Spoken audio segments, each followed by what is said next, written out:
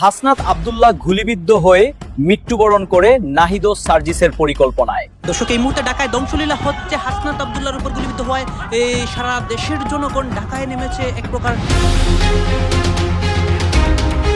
এদিকে আজ হাসনাত আব্দুল্লাহর উপর প্রভাব পড়ায় নাহিদ এবং সার্জিস একসাথে গ্রেপ্তার হয়েছে। এই নিয়ে সারা দেশের জনগণ ঢাকায় নেমেছে। ঢাকায় এক প্রকার ধ্বংসলীলা হয়েছে। ওসমান হাদির খুনের সাথে জড়িত থাকায় নির্বাচনের আগে গ্রেফতার মির্জা আব্বাস যা জানালেন তারেক রহমান। অবশেষে ধরা পড়লেন মির্জা আব্বাস, যে গোপন তথ্যের ভিত্তিতে হঠাৎ এই সাঁড়াশি অভিযান। গোপন অনুসন্ধানের সন্ধান পাওয়া গেল হাদির খুনির নিরাপদ আস্তানার। চাঞ্চল্যকর তথ্য ফাঁস। বড় কোনো নিষেধাজ্ঞার কবলে পড়তে যাচ্ছে আগামী 12 ফেব্রুয়ারি নির্বাচন। আমেরিকার ইউটার্ন, ডক্টর ইউনূসের মাথায় হাত। হঠাৎ কেন মুখ ফিরিয়ে নিচ্ছে আমেরিকা? আওয়ামী লীগকে মাইনাস করার বড় মাসুল দিচ্ছে সরকার। শরীফ ওসমান হাদির ঘটনা এবার এক নাটকীয় মোড় নিচ্ছে। এতদিন আমরা যেটা সন্দেহ করে আসছি, সেই সন্দেহে ছিল বড় ভুল। ইউনূস প্রশাসন এবার নড়ে চড়ে বসেছে। এবার তারা সঠিক জায়গায় হাত দিয়েছে। মোহাম্মদ ইউনূস এবং সেনাপ্রধান ওয়াকারুজ্জামানের মাঝে চলছে ভাঙনের খেলা। এতদিন যে নাটক চালিয়ে সাধারণ মানুষকে বোঝানো হয়েছিল যে ওসমান হাদিকে শেষ করেছে ফয়সাল করিম মাসুদ এবং সে ভারতে পালিয়ে গেছে, কিন্তু না, সেরকম কোনো তথ্য প্রশাসন দেয়নি এবং ডিজিএফআই বের করে এনেছে ভয়ানক এক সত্য। হ্যাঁ, ওসমান হাদি মামলার ভয়ানক একটি সত্য সামনে আসে। অন্যদিকে আজকে দেশে আরেকটি ঘটনা ঘটে ঠিক ওসমান হাদির ঘটনার মতো। হাসনাত আব্দুল্লাহ বিপদের মুখে পড়ে, অন্যদিকে অনেক আসামি আজকে গ্রেপ্তার হয়। মির্জা আব্বাসের নাম আসছিল, সে গ্রেপ্তার হয়। এদিকে সার্জিস, নাহিদ, তারা কিন্তু আজকের ঘটনার সাথে জড়িত করে তাদেরকে নিয়ে অনেক কথা বলা হচ্ছে এবং অনেক তাদের কাজকর্মগুলা সামনে এসেছে। সব কিছু দেখতে পারবেন এই একটি ভিডিওতে। আমরা আপনাদেরকে কিছু ক্লিপ দেখাবো। সেই ক্লিপগুলা দেখলে আপনারা এই দুইটি ঘটনার মূল তাৎপর্যগুলো বুঝতে পারবেন। শরীফ ওসমান হাদির ঘটনা এবার এক নাটকীয় মোড় নিচ্ছে। এতদিন আমরা যেটা সন্দেহ করে আসছি, সেই সন্দেহে ছিল বড় ভুল। ইউনূস প্রশাসন এবার নড়ে চড়ে বসেছে। এবার তারা সঠিক জায়গায় হাত দিয়েছে। মোহাম্মদ ইউনূস এবং সেনাপ্রধান ওয়াকারুজ্জামানের মাঝে চলছে ভাঙনের খেলা। এতদিন যে নাটক চালিয়ে সাধারণ মানুষকে বোঝানো হয়েছিল যে ওসমান হাদিকে শেষ করেছে ফয়সাল করিম মাসুদ এবং সে ভারতে পালিয়ে গেছে, কিন্তু না, সেরকম কোনো তথ্য প্রশাসন দেয়নি এবং ডিজিএফআই বের করে এনেছে ভয়ানক এক সত্য, যেখানে শুটার ফয়সালের সাথে জড়িত রয়েছে সেনাপ্রধান। এছাড়া থাকছে একটা গুরুত্বপূর্ণ সংবাদ। জুলাই যোদ্ধার সমন্বয়ক ও সংসদ সদস্য প্রার্থী ও বিভিন্ন রাজনৈতিক দলের শীর্ষ নেতাদের ব্যক্তিগত নিরাপত্তা নিশ্চিতে উদ্যোগ নিয়েছে সরকার। এরই অংশ হিসেবে জুলাই আন্দোলনে অংশগ্রহণকারী সম্মুখ সারির কয়েকজনকে গানম্যান দেওয়া হয়েছে। নাহিদ ও হাসানাত সহ কারা পেলেন এই গানম্যান, তা নিয়েও থাকছে প্রতিবেদন। হাদি হত্যার পেছনে এমন একজনের হাত রয়েছে যার কারণে খুনিকে জীবিত ধরা প্রায় অসম্ভব। কারণ যদি শুটার ফয়সাল করিম মাসুদকে জীবিত উদ্ধার করা হয়, তবে ফাঁস হয়ে যাবে তার সাথে জড়িত থাকা থলের আসল বিড়াল। কে সেই দাবার চালের মূল কারিগর, যার কারণে ফয়সালকে জীবিত উদ্ধার সম্ভব নয়? আর ওসমান হাদির সাথে ওই মাস্টারমাইন্ডের কি এমন সাপে নেউলে সম্পর্ক, যার কারণে দুনিয়া থেকে সরিয়ে দেওয়া হলো ওসমান হাদিকে? ভিডিওর শুরুতে আপনি ওসমান হাদির একটা বক্তব্য শুনে থাকবেন, যেখানে সেনাপ্রধান ওয়াকারকে নিয়ে ওসমান হাদি জ্বালাময়ী কিছু শব্দ বোমা দিয়েছেন। ভয় ডরহীন জ্বালাময়ী সেই বক্তব্যে এরকম কিছু কথা ছিল। সেনাবাহিনী কু করলে ক্যান্টনমেন্টের সব ইট খুলে নিয়ে আসব, বলেছিলেন ওসমান হাদি। হাদির আরও একটা বক্তব্যে একটা কথা এমন ছিল, ওয়াকার, আপনি কি বাংলাদেশের সেনাপ্রধান নাকি ভারতের? একজন সেনাপ্রধানকে নিয়ে এরকম জ্বালাময়ী বক্তব্য এর আগে কেউ দিতে পেরেছে কিনা জানা নেই, কিন্তু ওসমান হাদি শব্দবোমা ঠিকই দিয়েছেন। আর এটাই কি তার জন্য কাল হয়ে দাঁড়ালো, যার জন্য দিতে হলো নিজের জীবন? গতকাল রাত থেকে একটা রহস্যজনক ক্লু ঘুরছে সামাজিক মাধ্যম জুড়ে। একটা লাইনকে কেন্দ্র করে বেশ উত্তেজিত জনসাধারণ, যেখানে বলা হয়েছে হাদি হত্যার পেছনে এমন একজনের হাত রয়েছে বলে মনে হচ্ছে, যার কারণে খুনিকে জীবিত ধরা প্রায় অসম্ভব। কিন্তু হাদিকে শেষ করার পেছনে কে এই মাস্টারমাইন্ড? আপনি যার কথা ভাবছেন সেই শাহিন চেয়ারম্যান নয়। সন্দেহের তীর এবার তীব্র হয়েছে সেনাপ্রধান ওয়াকারুজ্জামানের দিকে। কিন্তু কেন সেই সন্দেহ? ফয়সালকে জীবিত উদ্ধার অসম্ভব এমন কথা যখন সামাজিক মাধ্যমে বেশ আলোচনায়, তখন ইনকিলাব মঞ্চ থেকে দেওয়া হয়েছে কড়া হুঁশিয়ারি, যেখানে বলা হয়েছে খুনিকে দ্রুত জীবিত গ্রেফতার চাই, বন্দুক যুদ্ধের কোনো নাটক দেখতে চায় না। ইনকিলাব মঞ্চের ফেসবুক পেজ থেকে এরকম হুঁশিয়ারি দেওয়ার পর ঘটনা আরও গভীরে যাচ্ছে। ধারণা করা হচ্ছে বিগত শেখ হাসিনার আমলে যেরকমভাবে গুরুত্বপূর্ণ কিছু কেস বন্ধ করে দেওয়া হতো বন্দুক যুদ্ধের কথা বলে, ঠিক সেরকম একটা ঘটনা ঘটতে যাচ্ছে ওসমান হাদির বেলাতে। আর সেই ঘটনার মূল পরিচালক ওয়াকার। তবে কি সত্যি ফয়সালকে জীবিত উদ্ধার সম্ভব নয়? সেটা হয়তো সময় বলে দিবে। এছাড়া বাংলাদেশের ভূ রাজনৈতিক মানচিত্রে অস্থিরতা ও কিছুটা আতঙ্কের ছায়া ঘনীভূত হচ্ছে। গত বছরের 5 আগস্টের ছাত্র জনতার ঐতিহাসিক বিপ্লবের পর রাষ্ট্রের সার্বভৌমত্ব এবং জনগণের মৌলিক অধিকারের প্রশ্নে যারা আপোষহীন তাদের টার্গেট করা হচ্ছে। বিশেষ করে ভারতের একপক্ষীয় নীতি এবং আধিপত্যবাদের বিরুদ্ধে যারা রাজপথ এবং কলমে সোচ্চার তাদের স্তব্ধ করার এক সুদূর প্রসারে নীল নকশা বাস্তবায়নের কিছু গুরুত্বপূর্ণ ইঙ্গিত পাচ্ছে নিরাপত্তা সংস্থাগুলো। সম্প্রতি ইনকিলাব মঞ্চের সংগঠক শরীফ উসমান হাদির উপর প্রকাশ্য দিবালুকে সাবেক ছাত্রলীগ নেতা ফয়সাল করিম মাসুদের গুলি এই আশঙ্কাকে রাজপথ থেকে নীতি নির্ধারণী মহলে নিয়ে এসেছে।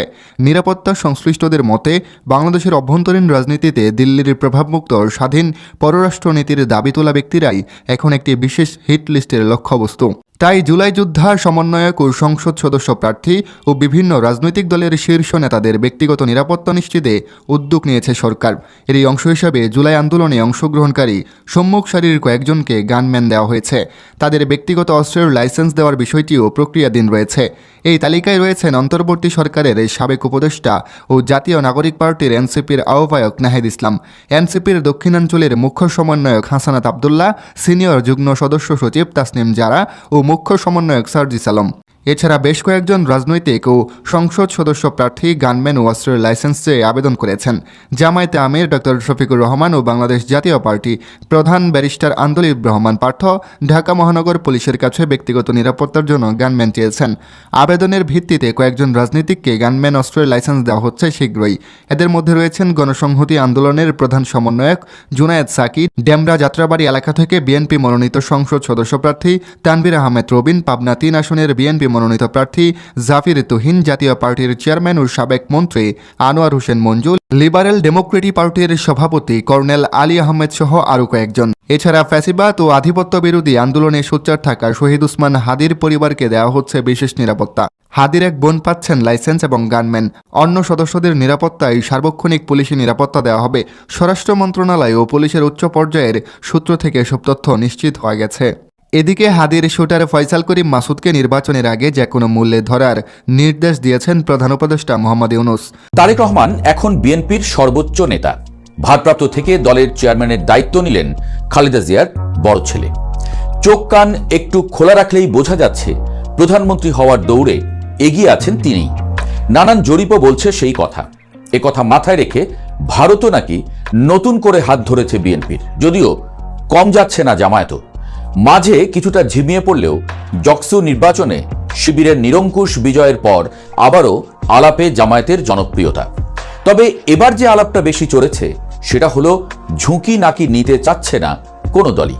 তাই মিলেমিশে যদি সরকার গঠন করা যায় সেই পরিকল্পনার কথাও চলে আসছে দলের বাইরে। বিএনপি জামায়াত কি আসলেই মিলেমিশে দেশ চালানোর পরিকল্পনা করছে? করলে সেটা কিভাবে? দীর্ঘদিনের পুরনো মিত্র, রাজপথের আন্দোলন, এরপর একটা লম্বা সময় ধরে চলে আসা শীতল সম্পর্ক, সবকিছু মিলিয়েই এখন দেশের মানুষের মনে প্রশ্ন উঠছে, দুই দল কি আবারও সেই পুরনো দিনগুলোতে ফিরে যাচ্ছে, নাকি তারা কেবল প্রয়োজনেই কাছাকাছি আসছে? বিশেষ করে তারেক রহমানের বিএনপির সর্বোচ্চ নেতৃত্বের আসনে আসীন হওয়া এবং জামায়াত আমিরের সাম্প্রতিক বক্তব্যগুলো রাজনৈতিক অঙ্গনে নতুন করে উত্তাপ ছড়িয়েছে। বাংলাদেশের রাজনৈতিক মানচিত্রে বর্তমানে সবচেয়ে বড় আলোচনার বিষয় হয়ে দাঁড়িয়েছে আগামী 12ই ফেব্রুয়ারির নির্বাচন পরবর্তী সরকার কাঠামো। একদিকে জামায়াতে ইসলামী চাইছে একটি জাতীয় সরকার যেখানে সব দলের অংশগ্রহণ থাকবে, অন্যদিকে বিএনপি অটল রয়েছে তাদের জাতীয় ঐক্যমত্যের সরকার গঠনের সিদ্ধান্তে। দুই দলের এই দুই ভিন্নমুখী প্রস্তাবের মাঝখানে কোনো গোপন যোগসূত্র আছে কিনা তা নিয়ে সাধারণ মানুষ ও বিশ্লেষকদের মধ্যে কৌতূহলের যেন শেষ নেই। অবশেষে ধরা পড়লেন মির্জা আব্বাস, যে গোপন তথ্যের ভিত্তিতে হঠাৎ এই সাঁড়াশি অভিযান। গোপন অনুসন্ধানের সন্ধান পাওয়া গেল হাদির খুনির নিরাপদ আস্তানার। চাঞ্চল্যকর তথ্য ফাঁস। বিএনপির দুশ্চিন্তা বাড়ছে, জামায়াতের নতুন কৌশল প্রকাশ। এতক্ষণ শুনছিলেন সংবাদ শিরোনাম, এখন থাকছে বিস্তারিত। টাকার পাহাড়, সীমান্ত পেরিয়ে গোপন বৈঠক আর পর্দার আড়ালে থাকা ক্ষমতাধরদের এক ভয়ঙ্কর ছক। একটি হত্যাকাণ্ড কি কেবলই আক্রোশ, নাকি এর গভীরে লুকিয়ে আছে রাষ্ট্র ক্ষমতার পালা বদলের নীল নকশা? শুটার ফয়সালের অ্যাকাউন্টে কোটি কোটি টাকার রহস্যময় লেনদেন আর সিঙ্গাপুরের সেই গোপন বৈঠক, কি ঘটেছিল সেখানে? আওয়ামী লীগের হেভিওয়েট নেতাদের সাথে বিএনপি নেতা মির্জা আব্বাসের নাম কেন একই সমীকরণে?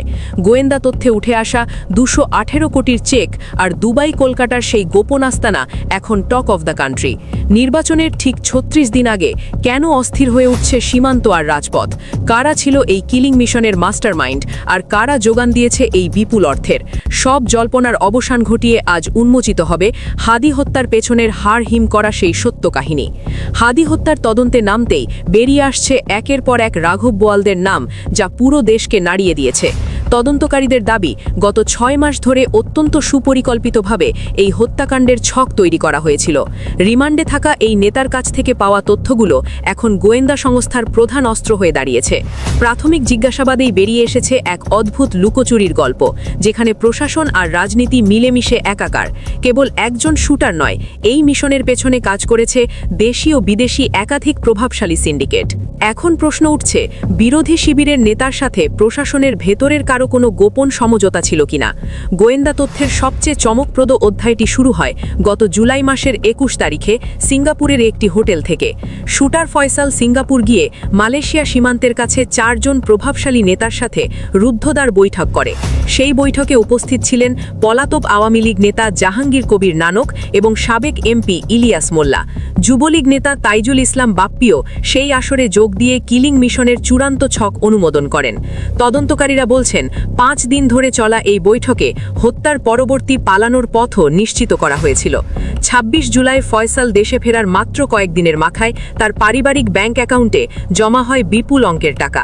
রাজনৈতিক বৈরিতা ভুলে কোন স্বার্থে এই নেতারা এক বিন্দুতে মিলিত হয়েছিলেন, তা এখন বড় প্রশ্ন। শুটার ফয়সাল দেশে ফেরার মাত্র কয়েকদিনের মাথায় তার সন্তানের নামে 55 লক্ষ টাকার ফিক্সড ডিপোজিট করা হয়। তদন্তকারী দল রাজধানীর বিভিন্ন ব্যাংক ঘুরে ফয়সালের সাথে সংশ্লিষ্ট মোট 38টি রহস্যময় চেকের সন্ধান পায়। এই চেকগুলোর মোট আর্থিক মূল্য প্রায় 218 কোটি 79 লক্ষ টাকা, যা দেখে খোদ ব্যাংক কর্মকর্তারাও স্তম্ভিত। সবচেয়ে বড় অঙ্কের 90 কোটি টাকার একটি চেক পাওয়া গেছে প্রাইম ব্যাংকের একটি বিশেষ শাখা থেকে। এছাড়া প্রিমিয়ার ব্যাংকের গুলশান শাখায় 35 কোটি 10টি চেকের তথ্য গোয়েন্দাদের হাতে এসেছে। এত বিপুল পরিমাণ অর্থ একজন সাধারণ শুটারের কাছে কিভাবে পৌঁছলো, তার উৎস খুঁজছে মানি লন্ডারিং ইউনিট। ব্যাংক ম্যানেজাররা ক্যামেরার সামনে কথা বলতে রাজি না হওয়ায় রহস্যের ডালপালা আরও ঘনীভূত হচ্ছে। অনুসন্ধানী টিম যখন চেক প্রদানকারী প্রতিষ্ঠানগুলোর ঠিকানায় পৌঁছায়, তখন বেরিয়ে আসে আরও বড় জালিয়াতি। রেনেসা ইন্টারন্যাশনাল এবং ড্রিম ইনফিনিটির মতো প্রতিষ্ঠানগুলো থেকে ফয়সালকে 172 কোটি টাকা দেওয়া হয়েছে। বাড়িধারা ডিওএইচএস এলাকায় ড্রিম ইনফিনিটির ঠিকানায় গিয়ে দেখা যায় সেখানে এমন কোনো অফিসেরই অস্তিত্ব নেই। বনানীর ম্যাম ইম্প্যাক্টস নামের আরেকটি প্রতিষ্ঠান 50 কোটি টাকা দিলেও তাদের অফিসটিও ছিল সম্পূর্ণ ভুয়া। ইন্দিরা রোডের চিস্তটেক নামের একটি কোম্পানি 4 বছর আগেই তাদের ব্যবসা গুটিয়ে এলাকা ছেড়েছে। অর্থাৎ অত্যন্ত চতুরতার সাথে কাগজে বা শেল কোম্পানি ব্যবহার করে এই হত্যার অর্থের যোগান দেওয়া হয়েছে। 7টি ভুয়া প্রতিষ্ঠান ছাড়াও 6 জন অজ্ঞাত ব্যক্তি ব্যক্তিগতভাবে কোটি কোটি টাকা ফয়সালকে প্রদান করেছে। হত্যাকাণ্ড ঘটানোর পর অপরাধীরা যাতে অনায়াসেই সীমান্ত পার হতে পারে, তার পূর্ণ দায়িত্ব ছিল আমিরুল ইসলামের। আমিরুল ইসলাম হলেন বিতর্কিত যুবলীগ নেতা তাইজুল ইসলাম বাপ্পির আপন ভগ্নিপতি ও প্রধান সহযোগী।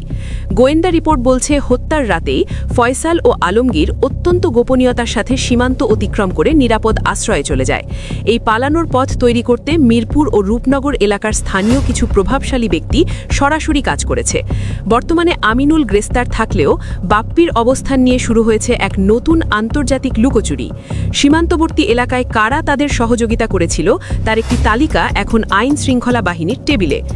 যুবলীগ নেতা বাপ্পির অবস্থান শনাক্ত করতে গিয়ে জানা যায়, তিনি দীর্ঘদিন ধরে কলকাতার একটি ফ্ল্যাটে আত্মগোপনে আছেন। কলকাতার রাজারহাট এলাকার একটি 4তলা ভবনের নিচের তলায় তিনি অত্যন্ত সতর্কতার সাথে বসবাস করছেন। সেখানে তার সাথে আওয়ামী লীগের আরও 4-5 জন সক্রিয় কর্মী রয়েছেন, যাদের বিরুদ্ধে একাধিক মামলা রয়েছে। অনুসন্ধানে দেখা যায়, তারা সেখানে নিজেদের পরিচয় লুকিয়ে পুলিশ বা প্রশাসনের লোক হিসেবে পরিচয় দিচ্ছেন। সেই আস্তানায় উজ্জ্বল, সাজেদুল এবং ওমরের মতো যুবলীগ নেতাদের উপস্থিতিও আলিও নিশ্চিত হওয়া গেছে। ভারতীয় কর্তৃপক্ষের কাছে তথ্য থাকলেও তারা আনুষ্ঠানিকভাবে এই অপরাধীদের উপস্থিতির কথা স্বীকার করেননি। হত্যাকাণ্ডের পরদিন শুটার ফয়সালের বোনের বাসার পাশের একটি পরিত্যক্ত স্থানে অভিযান চালায়। সিসিটিভি ফুটেজে দর্শক, আপনারা তো দেখলেন এখানে কি কথা হচ্ছে। অনেকেই কিন্তু অনেক কথা বলতেছে, অনেকে আলোচনা করতেছে, অনেকে সমালোচনা করতেছে দেশের বিভিন্ন অবস্থা এবং পরিস্থিতি নিয়ে। বিশেষ করে এখানে উসমান হাদির মামলার বিষয় কথা হয় এবং দেশে যে নতুন আরও একটি ঘটনা ঘটতেছে বা দেশের বর্তমান রাজনৈতিক প্রেক্ষাপট এইগুলো নিয়ে কথা হয়, বা মির্জা আব্বাস যে গ্রেপ্তার হয়েছে এইটা নিয়ে অনেক তথ্য এখানে বলা হয়েছে। গাইজ, এই বিষয়গুলো নিয়ে আপনাদের মন্তব্য কি? আপনাদের মন্তব্যটা অবশ্যই আপনারা আমাদের কমেন্ট বক্সে লিখে যাবেন। আর হ্যাঁ, তখন আপনাদেরকে আমরা যা কিছু দেখিয়েছি সব কিছু আমরা সোশ্যাল মিডিয়া দেখে সংগ্রহ করেছি। এখানে আমাদের নিজস্ব কোনো মন্তব্য নেই বা আমাদের নিজস্ব কোনো সিদ্ধান্ত নেই। সর্বশেষ আপনাদের কাছে আমাদের একটা রিকোয়েস্ট থাকবে, আপনারা আমাদের চ্যানেলে নতুন দর্শক হয়ে থাকলে চ্যানেলটি সাবস্ক্রাইব করবেন এবং পাশে থাকা বেল বাটনটি বাজাবেন যাতে করে নেক্সট ভিডিওটা সবার আগে আপনাদের কাছে পৌঁছে যায়। ধন্যবাদ।